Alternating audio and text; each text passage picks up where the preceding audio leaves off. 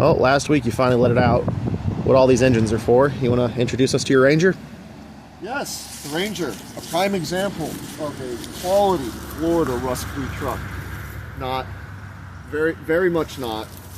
I got this when I was back in Florida. I needed some cheap, reliable transportation, and this turned into reliable transportation, but it was not cheap. I put a lot of work into this little turd bucket, but she did its job, and now it needs to go live on and doing cool things. As you can see, it is not rust-free by any stretch of the imagination. The story behind this truck, it used to be the water utility on Gasparola Island out in the Gulf of Mexico on the west coast of Florida. And so it was the water truck. And I own it now. And now I have to deal with all the crustiness of it living on an island for its entire life. It's pretty spectacular. There's not much holding the radiator support in anymore. And there's not much connecting the body to that body bushing on either corner up front. So the cab's still in decent shape. The bed is a bit of an enigma. You'll see that in a second. Took the bed off. We're going to wire wheel it up, clean it up, try to deal with the corrosion as much as one can given the state of things. Also make it easier to get the fuel pump dealt with depending on which direction. I haven't decided, fuel injected or carbureted. But that fuel pump and the tank, and just clean it all up, give it some TLC. For the most part, the truck has done me really well. It's still in a state of disrepair from when it had to go in to have a proper mechanic solve the wiring problem. But yeah, it's gonna be a fun little project. All right, so what we're replacing is a almost 200,000 mile 2.3. Waiting for the spicy Dodge with the Sterling front end on it to drive by. I did a lot of work to this engine: head gasket, timing cover, timing chains, water pump, power steering pump, AC did not get touched, alternator. This is where the project spiraled out of control because one thing led to another, led to another, led to another. So the motor's done good. It still runs good.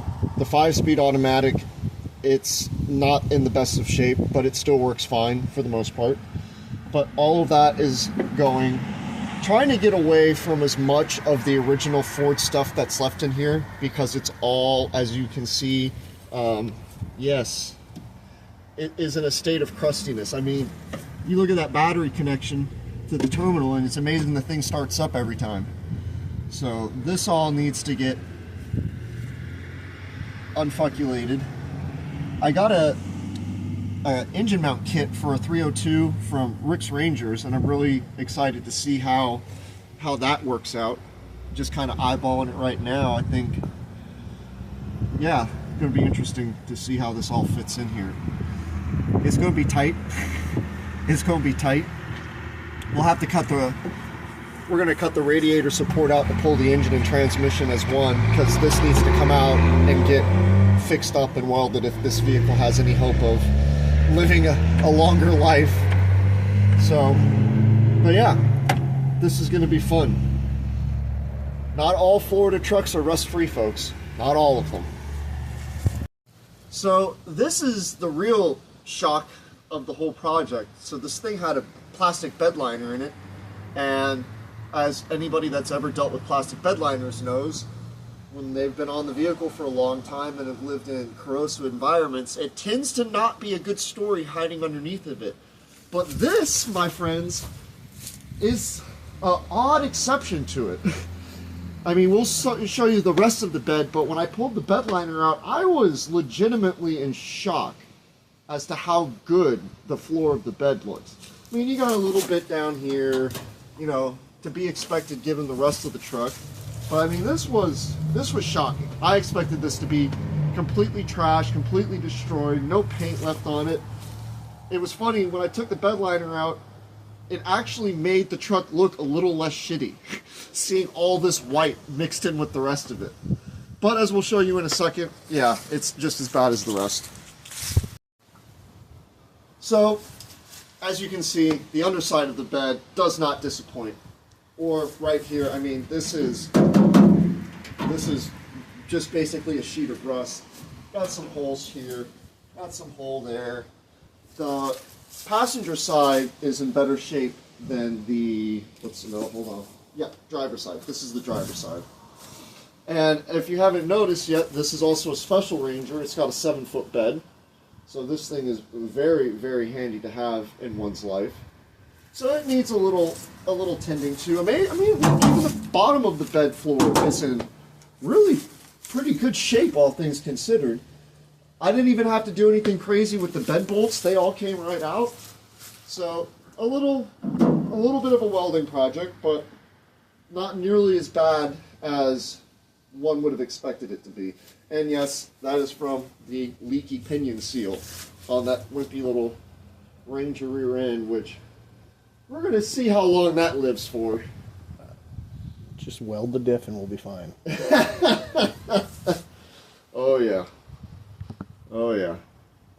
So, just want to give a shout out to the fine establishment that I bought this from. Leonard & Sons Auto Sales in Winter Garden, Florida. Quality operation.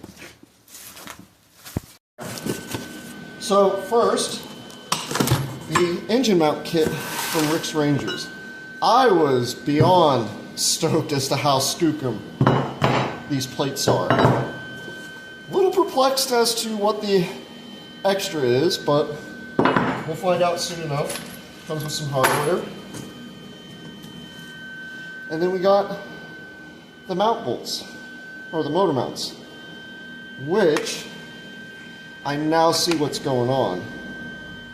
These are the mounts that are in the frame. And then there's okay, all right. So we've got these. Be curious to see how that works out. Then, seeing as how we decided to go with the motor I brought from Florida, nice quality set of 20 over pistons from D&J. Actually, not bad. Not bad. Gasket kit is a little bit lackluster. Gladacort gaskets. Meant for the older styles. Come with a lot of duplicates. I mean, in here you've got, I can't even figure out what these two sealed. One of them's for something. 1-piece rear main or 2-piece rear main, and more cork gasket. Bought these from Partsology. Can't really complain with anything involving them. They were outstanding. Basically, next day shipping built into the purchase. So, main bearings. I had a buddy use one of these kits on a S10 4-banger a long time ago. That basically looks like the kit that I used on my flatbed too. Yeah, so you know, D&J, they're not bad. They're not like a Felpro or a Molly or one of those nice kits, but they're, I think, plus shipping was still like $480 something for something. I'm not going to complain. And we're going to reuse, I haven't decided what rods we're going to use, if we're going to use the Chinesium ones that came out of that motor, or if I wasn't too evil to the OG Ford ones I pulled out of Sludge Puppy, we might use those. And then the other question is, do I go fuel injected or carbureted? 4-barrel or 2-barrel? Either direction. So let us know in the comments what you think I should do. I'm open to suggestions. Was going to put a T5 in there, but might buy another 4-speed. I don't know. We'll see. Let me know what you think. Over here to the wall of power. These are the heads. You guys haven't, I don't think I've even really shown these heads yet, but these are the mythical Hypo heads that I bought a little while ago. Not Hypo heads, because they don't have the Cast Boss spring pocket. So, but they've had the threaded in rocker studs and the rocker oh, not the rocker, the push rod guides have been put in there. Dual valve spring too. Dual valve spring, so they've had upgraded seats, and they have good valve stem seals on them. They're modern valve stem seals, so for what I paid for them, it was worth it. Those are going to go on. I've got this selection of intake manifolds, a Chinesium 4-barrel, kind of high-rise, kind of got some kind of gap underneath of it. Old school 2-barrel, and then old school 4-barrel. Like I said, I haven't really decided which way I want to go. It's not like I'm trying to make some crazy high horsepower thing. This is a roadkill level rebuild that we're doing on this engine with cheap parts and just in the garage home. So not trying to get too crazy with it. Still haven't bought a camshaft. Still need to probably buy an oil pump. I wouldn't trust reusing the oil pumps. Got water pumps, got timing covers, got all sorts of other stuff. So trying to reuse as much of this shit that I bought to move the project forward. Probably going to end up using this distributor. So if I do go, because this is for Holley Sniper EFI. So I might go Holley Sniper EFI on this motor. And I'm thinking about going Phytech with something else that I'm working on down the road. Or might use Phytech on this, I haven't decided. Still going back and forth. And yeah, and I got a video that I need to put together about that T5 transmission I bought. That was, I